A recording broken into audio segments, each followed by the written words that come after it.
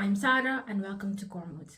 Today I'll be doing a little reading vlog, a duology reading vlog. I'm gonna be reading the Crimson Moth duology. It's two books. I'm not sure if it's YA or adult, so it's probably adult or new adult. I don't know the author. I don't even know what the story is about. I've heard a lot of good things, and I'm just feeling like romantasy. So this is the book that I chose, or the duology I chose to tackle, and fingers crossed, it goes well. Good morning. I'm gonna start reading. I decided to split 24 hours into two 12-hour blocks because I'm the kind of person who just goes to bed on time and I don't want to ruin my rhythm just to do this. So I'm seeing myself as a beginner 24-hour readathon participator. So I'm doing it in two 12-hour blocks. Today I'm doing 12 hours. It's 8 a.m. right now, so it's gonna go from 8 to 8. And my goal is to finish the first book, Heartless Hunter. Book description says, on the night Rune's life changed forever, blood ran in the streets.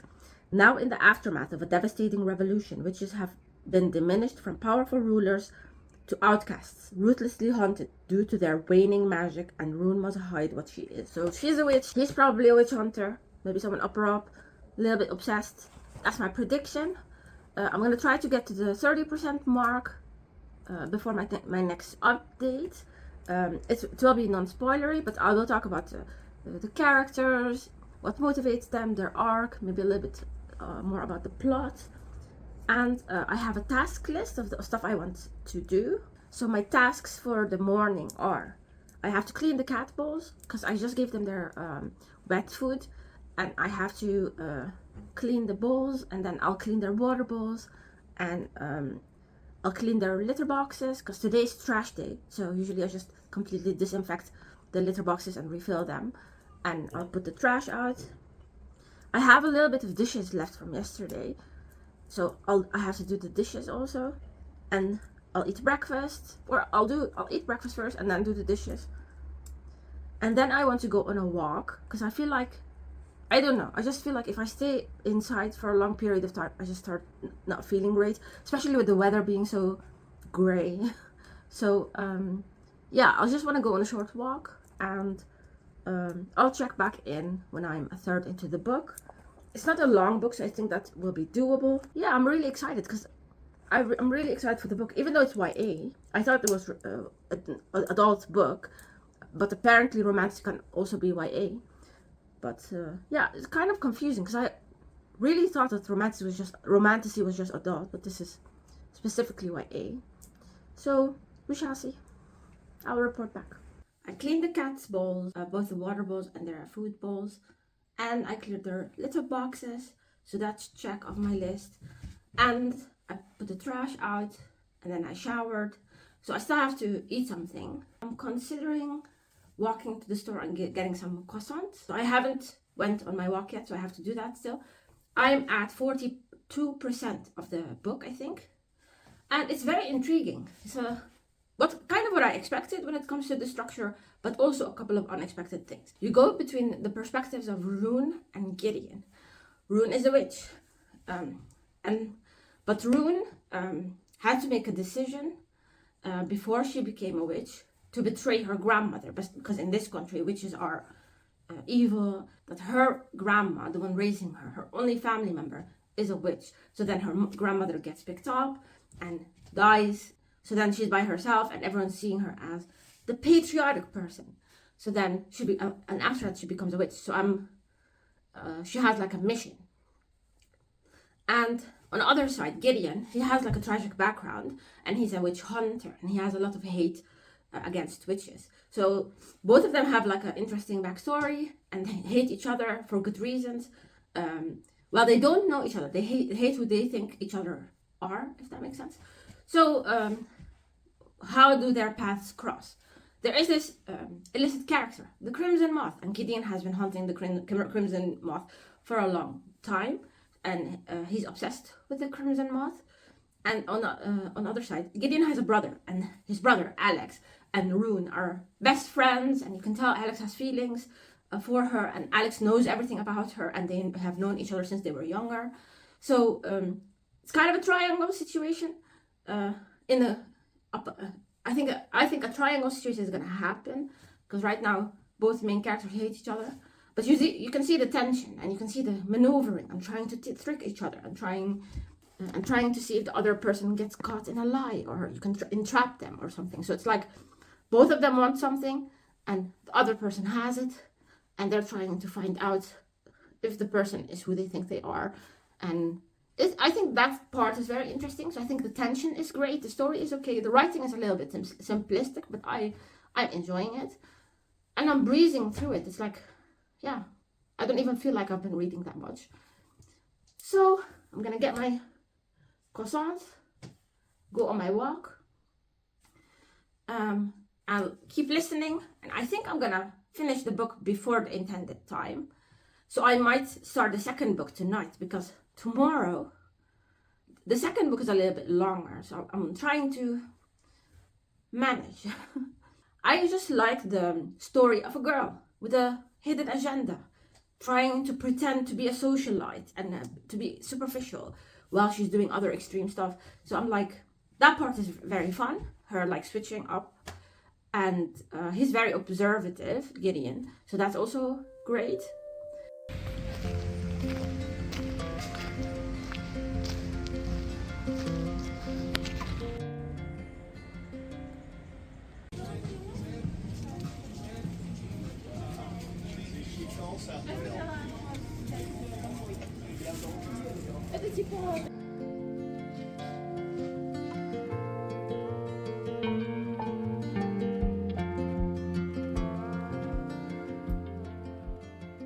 I just finished Heartless Hunter, and I really liked it. It's high tension. It's cute. The characters are very lovable, and you can understand their points of view and where they're coming from, and they're all trying to do their best, even though the both main characters' point of views are very working against each other. But the part where they really connect with each other, and then, of course, distrust sets in, and then they're separated again. But I really liked the ending, even though it was very standard ending, so you can basically predict how it's going to end, where it's going to end, or where the characters are going to be by the start of the next book. But I think it's very pleasant. It's like, I think that's why I used to really like YA. It's like, something about the predictability of the story being comforting. But on the other side, there's still tension and there's still a little bit of angst. So yeah, I really liked the first book, and I'm gonna continue with the second book. I'm gonna read the first chapter before bed, just to make sure some of the characters made it. I don't think I can go to bed not knowing. I finished well within the 12 hours, so yeah, I think I'm just gonna watch a movie and then get ready for bed, read 1 or 2 chapters, and then go to bed, and then I will pick up with the update tomorrow morning. So I'm 20% into the second book, and I'm really enjoying it because at the end of the first book, it ended in a very sad way, and the characters were separated and went different ways. So we started the book with them being in different places, but then a series of events brings them back together, and then they get stuck, and then they have a one bed trope, which I always like the one bed trope, especially with people that already know each other. So it's not like two strangers. Well, some people like that, but I think I would be completely stressed if it's like someone you really don't know and you have to share a bed. But so it's a one bed trope, and what I think it's very interesting about Rune and Gideon is that they are completely valid in the reasons that they don't like each other, and both of their behavior towards each other is also valid, because Gideon has his experiences and things he went through and hardships he went through that brings him to where he is today, and why he has the bias he has, and why he has the mission, the thing that he wants to do, why he has to hunt witches, and why he thinks witches are always evil. I think where he loses me is that there are no, in my mind, all witches are this, or all non-witch people are this, or I just don't like generalizing. But I do understand that because of his situation, that he links being able to use magic with someone that is gonna be corruptible and then do bad things, because that was his experience. So he's a very clear-cut character. And on the other side, Rune, she carries a lot of guilt because of what happened with her grandmother, and her grandmother made her promise something, and she was like, she dedicated her life. That's the mission, that to save witches, that she has to protect witches, to make a better world for witches. So you can see that those two characters are ideologically at odds with each other, and because of their life, because their experiences, because the goodness and the badness they saw through their young adult life, how they came to these decisions. And I think that them being attracted to each other and wanting to be together, but then rationally not trusting each other because there's no point in the way they see the world for the other person. Ideologically, the two of them are on completely separate tracks, even though all they want is for people to be safe, for people to be protected, for people to live a good life, for no one to have to be subjugated to the pain and hurt that they went through. So in that, they overlap. But because they don't communicate about that, and it's not a miscommunication trope, because they don't communicate, because they don't trust each other, because they have seen themselves, the other person, making choices that put them in danger. In a lot of enemies to lovers, you see that people are like, oh, they are enemies, they hate each other, to the level of bullying, I heard in the Zodiac Academy books. And to me, that's like off-putting, but some people like that. And so hate each other, and then all of a sudden they like each other, and that's it. So then I think it's the way this book series or the duology is tackling it. It's like they hate each other, but they don't really know each other. They get to know each other, they're attracted to each other, but then rationally they can't trust each other because how they are, who they are, and how their ideologies clash. So then on their own opposite sides, trying to fulfill separate plans that clash with each other, and then they clash. So I think that to me is very interesting, and it's YA, and I think it's going to be a happy ending, I hope. But I don't know how the plot is going to go on forward, and I'm very intrigued. So we shall see. I wanted to do a little mini haul. I'm on my way to drop my books off at a mini library in the neighborhood. So I was like, let me just show you the books I'm going to be parting ways with. First of all, Permanent Record by Mary H.K. Choi. I really like this book at the time I read it, but I think I'm going to part ways with this because it's not memorable, or it's not a book that I think about or I would want to reread. And I think contemporary young adult is just not my thing anymore. Yeah. And I have Yolk by the same author, and I really like Yolk. So I might reread Yolk and then decide if I want to unhaul Yolk or not. But yeah. The next book, also a young adult contemporary, How It All Blew Up by Arvin Ahmadi. Yeah, very interesting. And I think this one is queer. Yeah. And in order to find himself, Amir Azadi had to run away.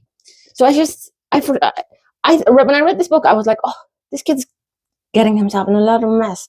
But it's very much teenager vibes. So I think someone else in the neighborhood, some teenager, can enjoy this and maybe give it the love that I that I no longer have for it. So this one's getting unhauled. The next book is a little bit sad that I'm unhauling it because it's a beautiful cover and it's a beautiful book and it's so sad. It's Grown by Tiffany D. Jackson. And this book is very triggering, very beautiful, very sad. It's about a young girl that is very talented, very beautiful, that is spotted and by a predator musician, and he ruins her life. He attacks her, he degrades her. It's like a lot of people say that this is inspired by the Aaliyah and R. Kelly situation. I'm not sure if that's like the direct inspiration or just people see the similarities between their situations. The way this is set up, there's like a crime, and then people are being interrogated, and then you look back at how she got how things. There's like what is it called, flashback. Yeah, it's very well written. It's beautiful. It's sad. It's like, this author is always breaking my heart. But I don't think I'm at this point. I don't think this is the book. I don't think I'm going to reread this. And I think if I put it in a mini library, someone else can pick it up and read it. So the next books are the 4 volumes of The Black Butler. Or is it just Black Butler? I have volume 1, 2. Well, this was that was 3. I think this is 2, and then 1. Yeah. So those 4. I used to a couple of years ago when I wasn't sure, like I didn't know enough mangas. I read a lot of different first or a couple of first volumes of different mangas, and this is one that I really liked. But I think I like the anime, so I'm gonna continue with the anime, and I'm just gonna give away those 4 volumes. Continuing with the contemporary YA. What is it called? Anna K. I really like this one. It's about a young socialite in New York and the mess she and her love interest friends and circle get into. They're young, rich, and crazy in love. It's a little bit messy book, but it's very cute and fun and heartfelt. And I think at the time I read it, I needed something like this. But at this moment, I just don't read YA contemporary anymore. I think if there is any YA I'm gonna be okay with reading is probably fantasy, and even that I only read maybe 2 series a year. So those are the books that I'm unhauling. I have one more, Dark Lover by J.R. Ward. Someone I knew and loved this book series a lot, and is completely caught up with the hundreds of books. Well, it's not 100, I think maybe 10 or something books in this series. And so I was like, let me give it a chance. Let me try it. A Black Dagger Brotherhood novel. Yeah. So, but then Kenny JD, she's a YouTuber. She did a summary video about this book, or actually the movie. Apparently, the rights to this book were sold to something called Passionflix. It's like owned by Elon Musk's sister, and they make like very bad movies, B-rated bad movies. And Kenny JD made a video about the movie and explaining the plot and what's happening and what she thought of it. And I was like, yeah, I'm not gonna read that. I think maybe 10 years ago I would have read and liked something like this, but I think paranormal romance is just not my thing anymore. And some elements were very cringy, so I was like, doesn't help that it's like a bad movie company making it. So yeah, I'm just sad, but it was a very fun video by Jenny KD. So we'll recommend the video. So those are the books that I'm going to be unhauling. I have a couple other ones that I wanted to unhaul. For example, Cows by Matthew Stokoe, and a couple of other extreme horror books and horror novellas that I've read and not really need to keep. But with Cows, I just don't feel like leaving that book. That book is like darkness. I can't leave that in a mini library with like innocent souls. I just need to hand it over to someone who knows that this is what they want to read, because that book's like, there's extreme horror and there's Cows. So so I'm gonna go and bring the books to the mini library. My cleaning lady was here in the morning. She cleaned everything. So now I just have to like fold clothes and put them into the cabinets and stuff. So when I get back, I'll be doing that while listening to the audiobook. And I'm hoping to get to like 50%, 55% by my next update. So talk to you then.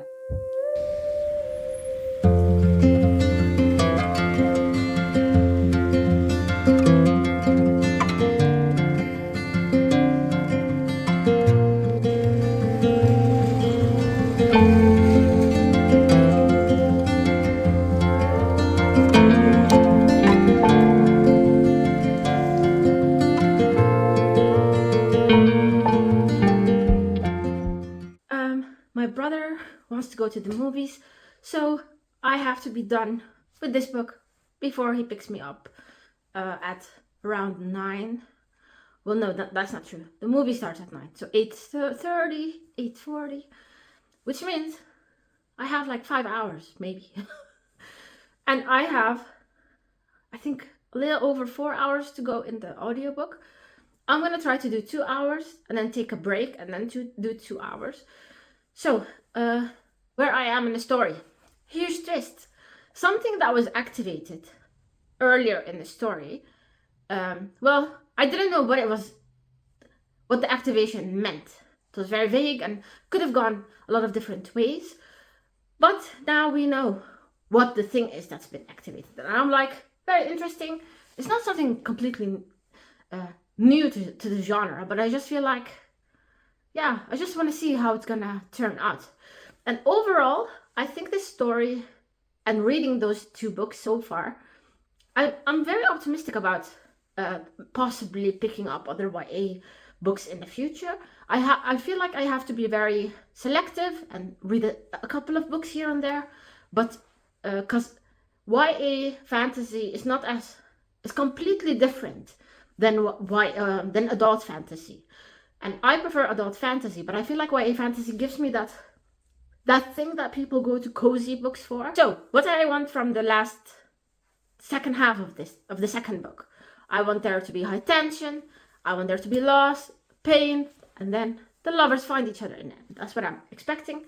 So I'll report back when I'm at the 70-something% mark, and then I'll try to finish and wrap up this vlog so I can go to the movies.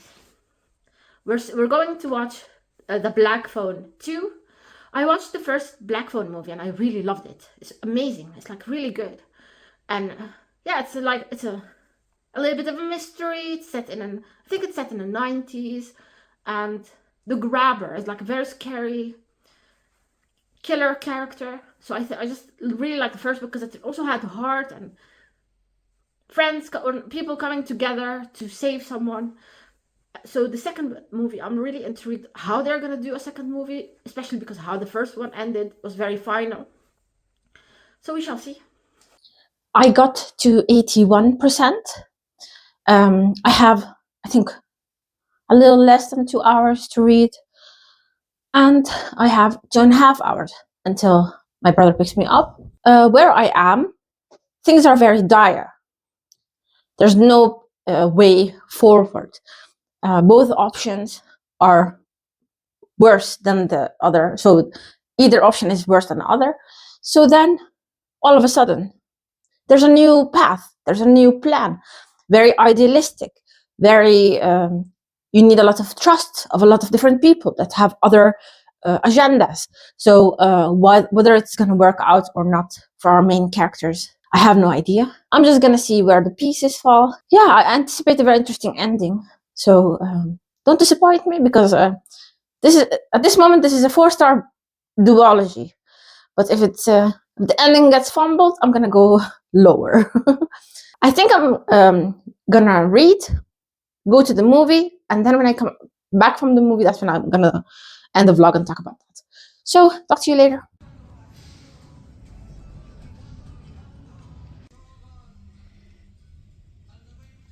So I went to the movies and I watched it, and I really liked it. It was really good. They built on the story and they integrated parts of the story, and I just thought it was like the actors are amazing, the story is amazing. I really enjoyed it. They just announced that they were gonna do a third movie, and I was like, how are you gonna do a third movie? It's like something is odd with all these remakes, and I have no idea what they're planning. But definitely a movie I will recommend to everyone. I went to bed yesterday after talking about the movie, and I forgot to talk about the book.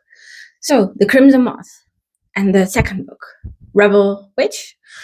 I finished Rebel Witch, and it was really, I think I liked the first book more, but I think that the second book did a good job when it came to explaining how the main characters are gonna come together. It was very realistic.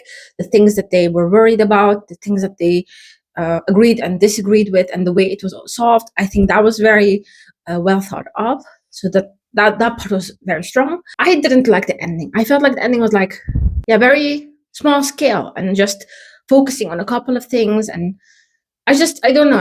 I didn't specifically want something very grand. It's a war. Things are falling apart. Things are coming together. It's a revolution, a new world, a new country, a new structure of a ruling. So it didn't feel that intense. And then they tried to do some kind of a last minute Hail Mary self-sacrifice moment. And I was like, please don't do that. But yeah, in the end, things worked out together and it was a happy ending. So I'm not gonna give it the second book 4 stars like I did the first one. I'm gonna give it, I think, 3.5, 3.75, but I'll give it 4 stars on Goodreads. I think on Storygraph you can do like 0.5, 0.75. So I'll do that. And yeah, it was really a great experience. I loved, I think the thing that I love about doing YouTube now, booktube specifically, is that I have like a long list and a long TBR of books that I really want to read, that I really want to tackle, but I just don't, because when I'm in the mood, I grab something else. But I feel like even though I'm mainly a mood reader, I like having a plan, a little bit of a plan, loose structure. So I think reading this duology was a very good experience. I really definitely recommend it. And I think I'm going to try to look into other YA series and maybe tackle YA series that I wanted to tackle, but I just never did. Like high on my list is the Ember and Ashes series, or I think it's 4 books. It's a quartet. I really want to tackle those books, so I'll try to see when I can. Do you have romantasy or YA fantasy with a romantic main story books? So do you have any of those that you can recommend to me? Series you read and thought were very strong? Let me know in the comments. Thank you for watching, and bye.